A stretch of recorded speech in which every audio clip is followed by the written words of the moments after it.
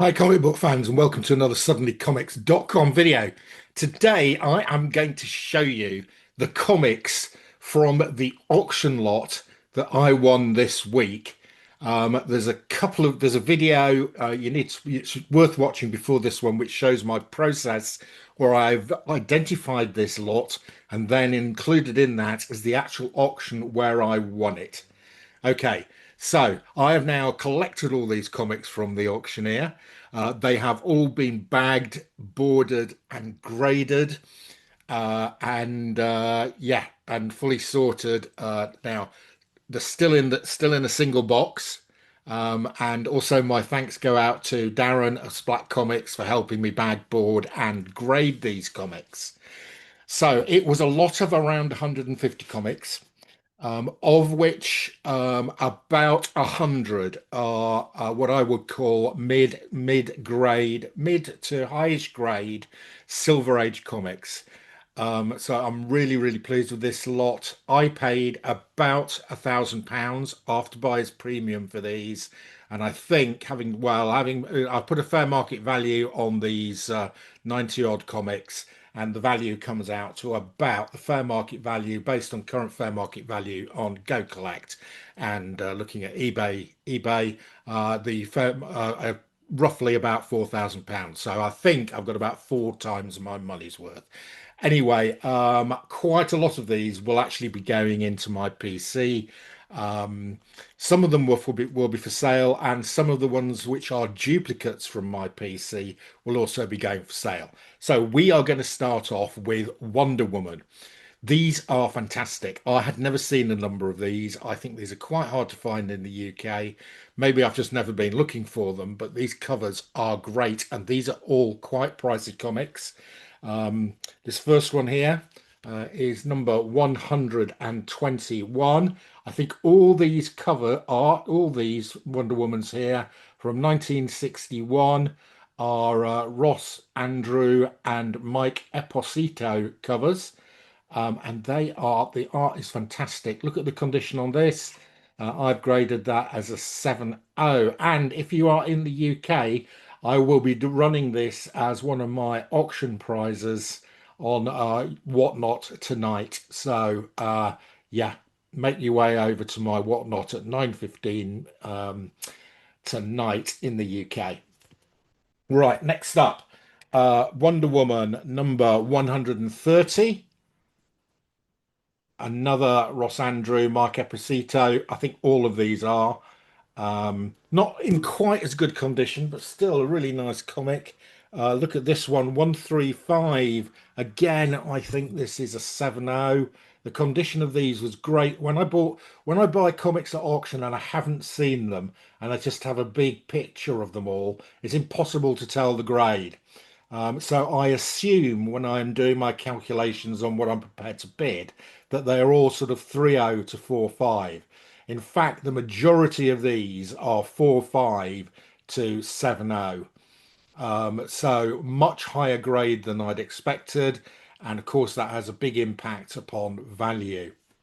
Next up, another great one here, another large, giant size Wonder Woman breaking through a building, or whether she's just gone large inside the building, I don't know. Wonder Woman 138. Um, Strange cover here with them flying on a kite. This cover I really like, and this one I've graded as a 7.0. This is Wonder Woman on a some form of giant missile. Next up, we've got, and this is probably my favorite cover. I'd never seen this before. This is Wonder Woman 155. Um, I married. Look at this. This is great, isn't it? Now this one I think is a very fine, if not a very fine plus, and as such, based on Go Collect, this actually is a £200 comic. So I paid £1,000 for the lot. This one comic I think is worth about £200. It is really high grade. I can see one or two very minor spine ticks, But other than that, that is absolutely clean. None of these have all been inspected internally. They're all pretty clean pages. All the staples are intact, and all the center pages are present. Both Darren and I, from Splat Comics, both believe this is an original collector's collection. In other words, most of these were bought. Most of these comics are from 1961 to 1964, and we believe all these were bought by a single collector during that period and then kept in the dark in very good condition. And unfortunately, we think these have been sold after the collector's death, either in a house sale or by a relative. Here we go. Wonder Woman number, what's this one? Number 157. And the final Wonder Woman we have here is number 158. I've got this one as 60. So Wonder Woman's, I've not deliberately gone out to collect Wonder Woman's, but generally if I get Wonder Woman's in a lot or something, I tend to keep them. So I'm not sure what to do with these. I am offering one of these up on my Whatnot show tonight. I really do like them, so I am tempted to keep them, but they are quite high value items, so I might be tempted to list some of them on the eBay. Right, what have we got next? We've got some Rip Hunter Time Master. Now, these are in good condition as well, but these comics are not particularly valuable. Rip Hunter Time Master is not a particularly collectible series. Again, this is a bit like Wonder Woman. I don't go out and collect Rip Hunter, but if I get them, I tend to keep them. What these will probably go into my PC because they're, even in this nice high grade, this one is probably a very fine. It's still only worth about £15. And to be honest, I'd rather have that in my collection than have the £15. Uh, this is another nice Rip Hunter, and I think all of these will be going into my PC. Number 16. Number 17, which I think might be a duplicate, but if it is, it's a better condition than my one I currently have, so that I'll be keeping that one.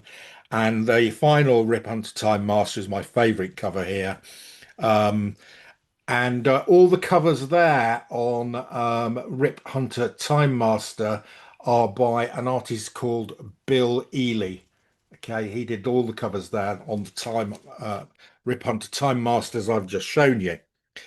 Right, we've then got a few nice and early Brave and the Bolds.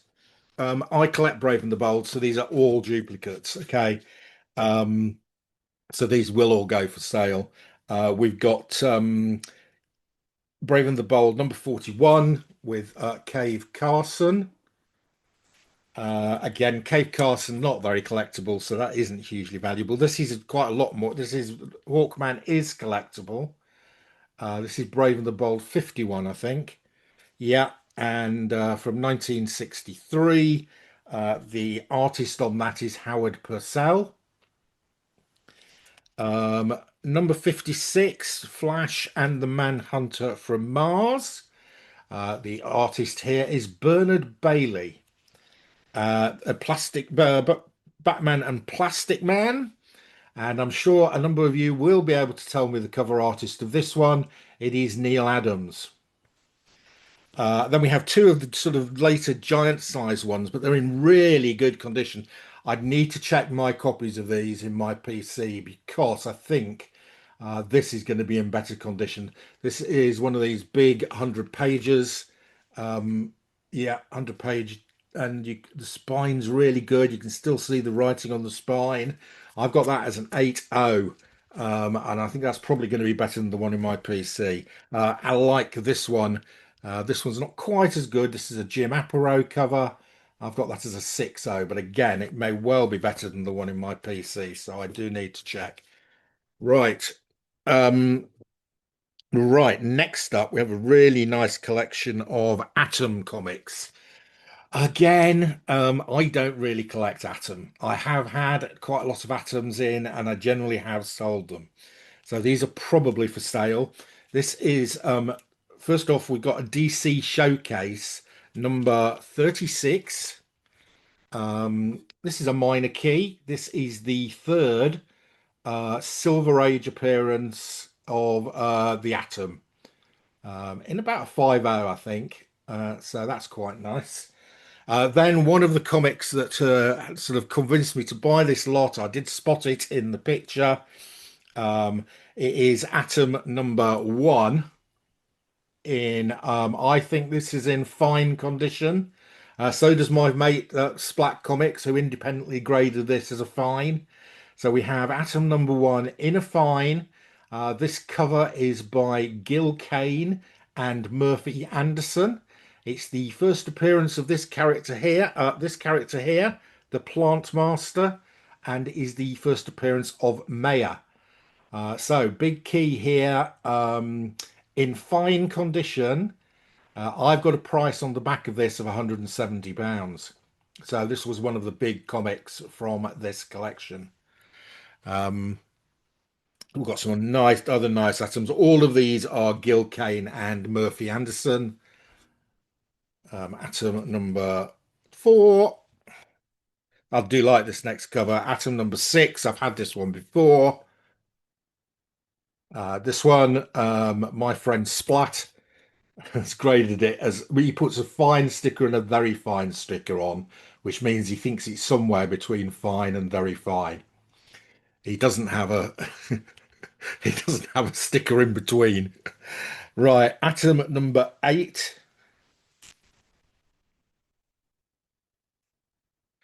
Atom, these are great condition. Atom number 9 from 1963. Again, still Gil Kane and Murphy Anderson on doing the artwork. Atom did like this cover. Atom number 13, Weapon Watchers of the Timewise guy. There we are, the Timewise guy. I've got this one as a fine. And Atom number 15, which is 1964 here, which is about as late as these comics go. No, this one's from 1965. Atom number 20. Again, in a very fine condition. So those are the atoms. Really nice collection of atoms there. I love the atom covers. They're really good. Next up, we had a big run of Green Lantern. Big amount of Green Lanterns, which I did spot. Again, Green Lantern. I don't collect Green Lantern. I have had some of these before, and they do sell Green Lanterns. So these ones are probably up for sale. I have not had this one before. This one is Green Lantern number 6. It's a key. It's from 1961, and it's the first appearance of this character here, who is Tamar Ray, who is a sort of bird-like Green Lantern. So it's his first appearance. I think this one is in a 4.0. Even in a 4.0, I've got a price tag on this of £120. Next up, this is a great cover, isn't it? This is from 1962. We're back, by the way, to the team up of Gil Kane and Murphy Anderson. So these are all Gil Kane, Murphy Anderson covers on this Green Lantern run here. Here we've got can't see what number it is, but we got, you can see Tamar Ray is here, appearing here. On judging the Green Lantern and finding him innocent, but he didn't want to be innocent. He wanted to be guilty. Green Lantern number 17. Green Lantern number 19. I will be taking these comics along to the London Comic Mart a week today. So if you see any of these, especially the Green Lanterns and the Atoms, they will be available at the London Comic Mart. And I'm also always open to negotiation on price.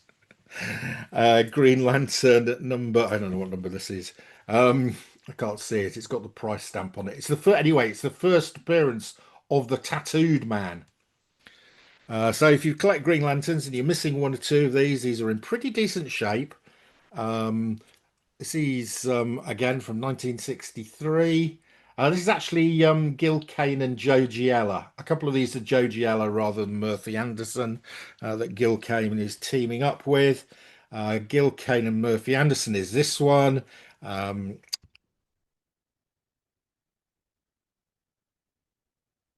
And oh, we got a nice. This is a nice one. This is number 26, I believe, and we've got a Star Sapphire cover. Unfortunately, I didn't get the first appearance of Star Sapphire, which is a really hot comic.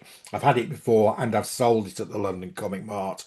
But there we go. I think this is probably the second Star Sapphire cover. And finally, and not finally, we've got two more. We have this one, which has got the shark on the cover. That character there is the shark. And the final one actually is worth more than quite a lot of the ones that I've shown you because it's a major first appearance. This is from 1964 and is the first Black Hand. I've had this one before and sold it as well. So, but this is in better condition than the one I had before. I think this is at least a fine, if not higher. So there we go. Those are the Green Lanterns that came in this collection. Um,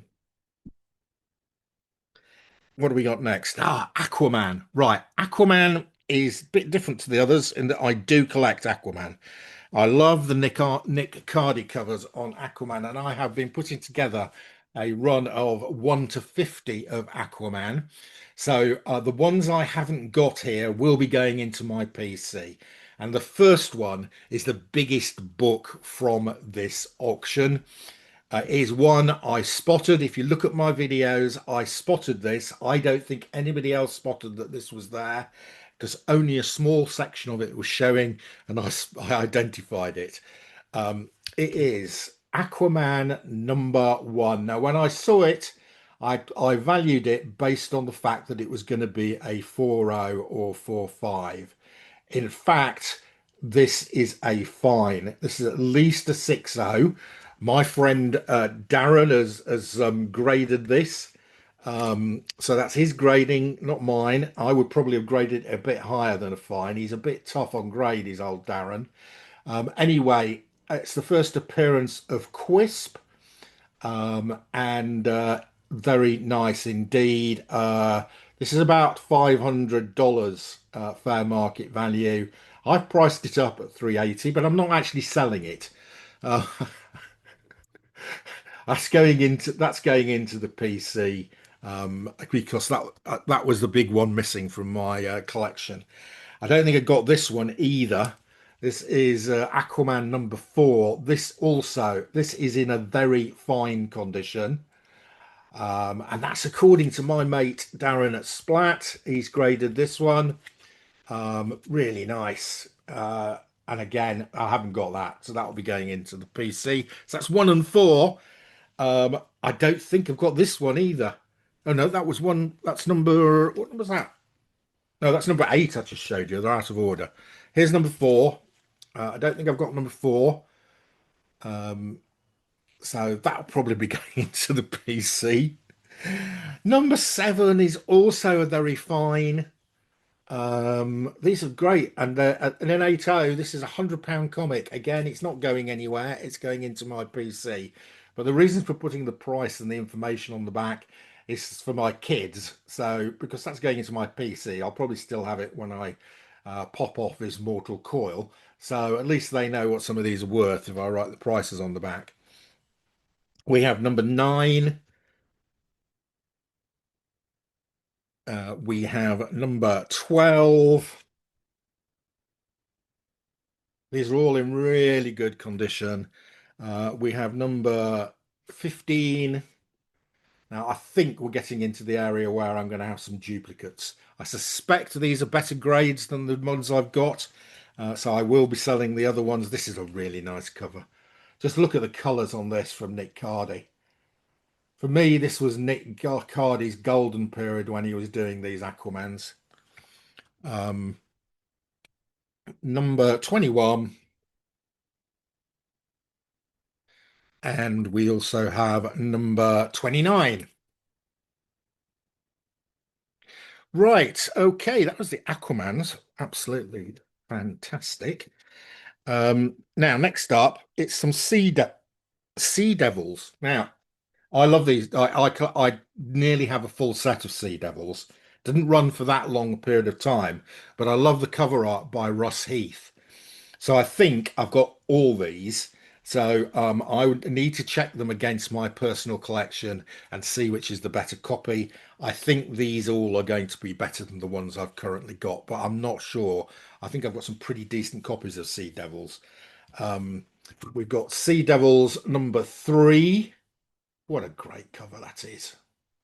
These are not these are relatively cheap, these Sea Devils. For some reason they're undervalued. Um, Sea Devils number 8, Sea Devils number 10, and Sea Devils number, I don't know what number this is. 14. That one's lowest of, oh yeah, that's a fine minus I've got in that, I think.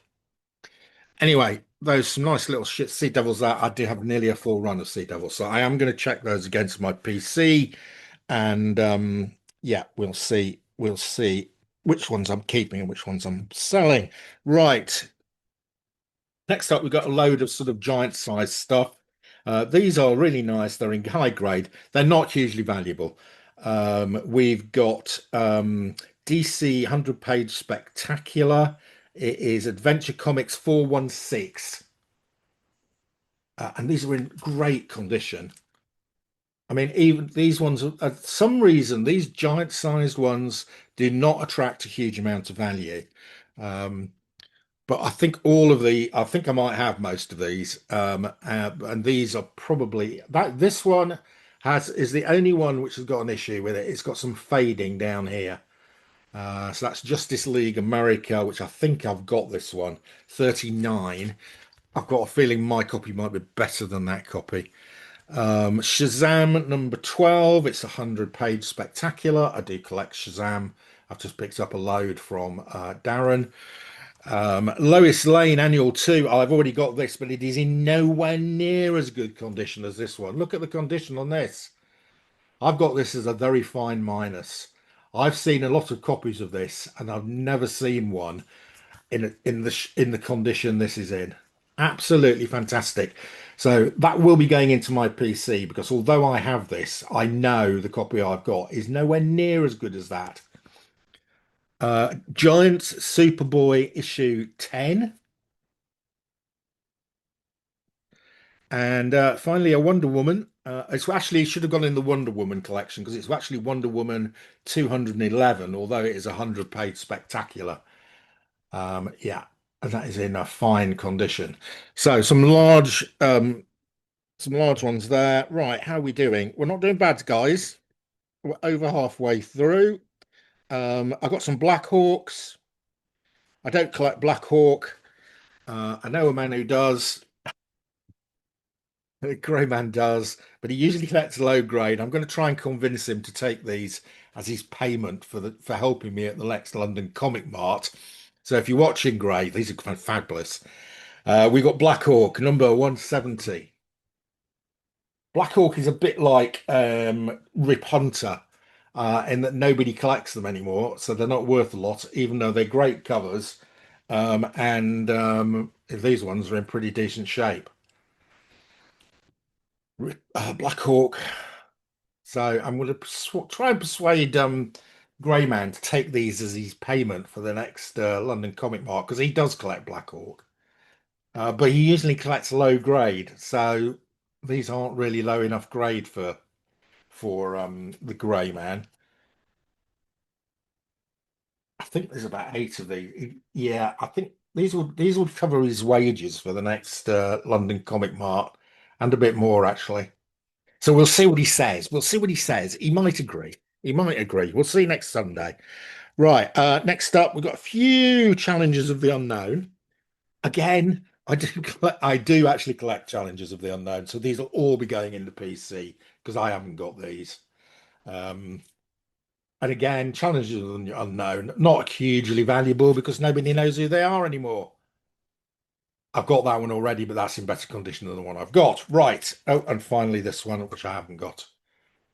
Right, so four challenges of the unknown. Right now, one of the titles I did not spot at all. I didn't see it in the picture at all, and it was a complete surprise when I found these. Um,